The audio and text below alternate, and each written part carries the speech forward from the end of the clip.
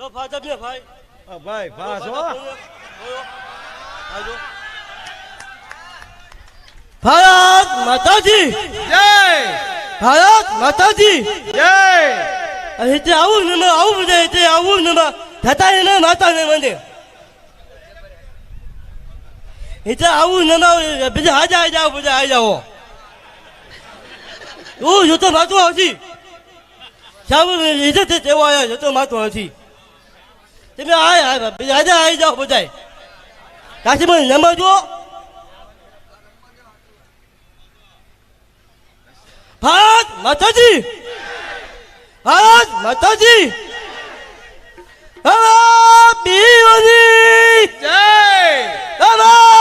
પીવાની બધા બાબાજી જય પૂછો મારા વીરા રે કમાવા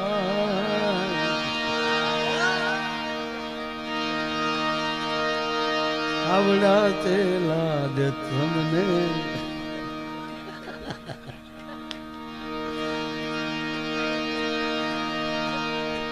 આ કમાભાઈ ને તાળીઓથી વધાવો. હા, બે શબ્દો બોલવા પડશે ને કમાભાઈ આપણે. એટલે માઇક ક્યાં છે? લાવું માઇક આપો. જોરદાર તાળીઓથી કમાભાઈ ને વધાવો. લોકો એવું કરજો પછી સરસ.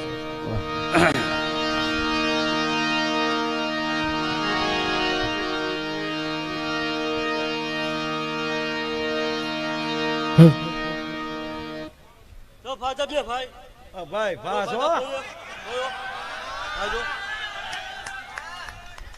ભારત માતાજી જય ભારત માતાજી જય અહીં આવું ને આવું બધા તે આવું ને થતા એને માતા ને મંદિર એટલે આવું ને બીજા હાજા આવી જાઓ બધા આવી જાઓ હું જો તો માતું હતી સારું ઇજ્જત તેવો આવ્યો જો તો માતું નથી તમે બીજા હાજા આવી જાઓ બધા કાશી મને નંબર જુઓ ભારત માતાજી ભારત માતાજી પીવાની જય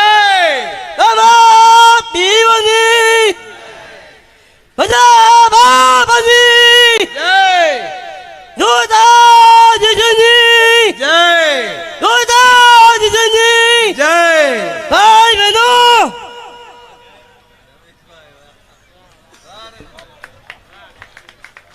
વાહ, વધાવો તાળીઓથી. વાહ, આમ હા ભાઈ. આપ જો કમાભાઈ નીચે ઉતરે ત્યારે કોઈ ધક્કા મૂકી નહીં કરવાની. હા, એને જો ઈ કીધું. હા, તમે હેઠે ઉતારી લો છો ને પછી આવું કરો એમ ન હાલે. તો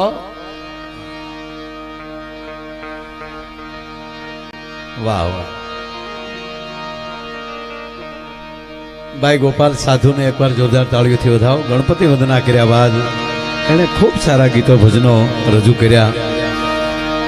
એટલે મેં કીધું એમ કે આ બધું જો એને બધાને આનંદ આવે ને ત્યારે નહીં વાદળી નહીં વીજળી તોય થોડાક છાંટા આવ્યા ને અમી છાંટણા કરવા ઈશ્વર આપણી ઉપર ખૂબ રાજી છે. એને તાળીઓથી વધાવો. તમ તારે કાલે આવશે પાછો વરસાદ. હા, આપણે એમ નથી કહેતા કે નથી જોતો, કાલે આવશે. આજુબાજુ બધે હશે પણ અહીંયા આજ તો એને આપણે કહેવું પડે કે બાપા તમે ઘડીક. એટલે એ ખાલી આપણી ઉપર અમી સાટણા કરવા આવે ને કદાચ વરસાદ આવે તો એ તો આવે. ભીજાવું કોને ન ગમે સાહેબ? બાપુ સાગરને પૂછ્યું રેતીને, સાગરે પૂછ્યું રેતીને. આમ દરિયાના હળુડુડુડુડુ કરતો આમ જ્યાં લોટ આવતા હતા એ સાગરે પૂછ્યું રેતીને કે તને ભીંજાવું ગમશે કે કેમ? ભાઈ હવે શાંતિ રાખજો બધા. હા,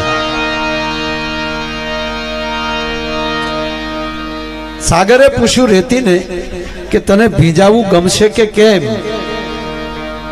અંદરથી અવાજ આવ્યો, એમ પૂછીને થાય નહીં પ્રેમ. એટલે આજનો કાર્યક્રમ ભાવનો છે, પ્રેમનો છે. અહીંયા વિરમગામમાં ઘણા બધા ગણપતિ ઉત્સવ ચાલી રહ્યા છે. આ વિસ્તારના ધારાસભ્ય ભાઈ શ્રી હાર્દિકભાઈ, એમના પણ ગણપતિ ઉત્સવ છે. ત્યાં પણ અમારે જવું પણ મોડું થયું. બાપુનો પણ ફોન આવ્યો, બાપુ પણ બહાર હતા. એટલે આજ આ ઉત્સવ ચાલી રહ્યો છે. અને અહીંયા જે ભાવથી જે બધા રમે છે, મોજ કરે છે, આમાં દરેક પ્રકારના માણસો હોય. પણ આપણે ભાગ્ય એ સમજવાનું કે આપણે કેવા ઉત્સવમાં બેઠા છીએ. આ એક મગજમાંથી ન જાય, ધ્યાન રાખવું. કોની હાજરી છે એ મગજમાં નીકળી જાય, એ ધ્યાન રાખવું.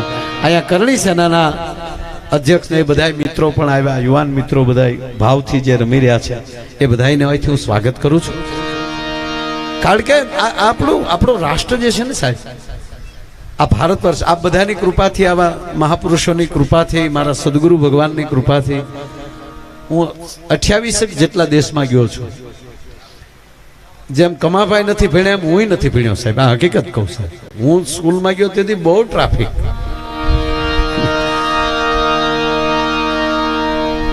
પણ આ કૃપા થાય ત્યારે એ ઈશ્વરની કૃપાથી હું ટૂંકમાં એટલે વાત એ કરું કે ઘણા બધા દેશોમાં ગયો છું, અમેરિકાથી લઈને આફ્રિકા સુધી.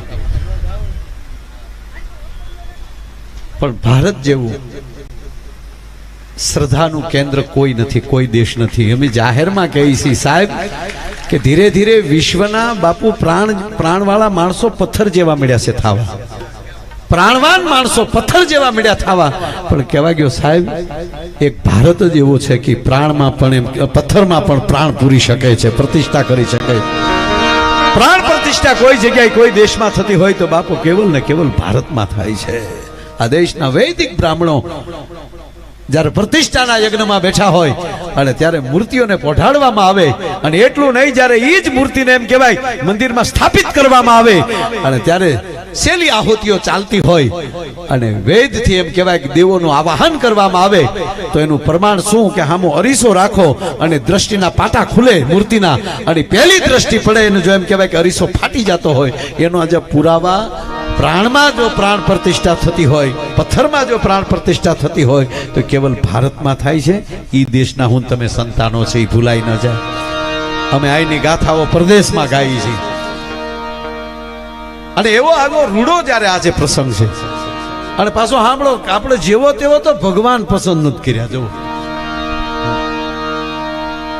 તાકાત છે આપણા ભગવાનને કોઈ બાપુ લાકડે બાંધીને ખીલા ધરબી દે? હે છે કોઈની તાકાત? રામ રામ કરો સાહેબ.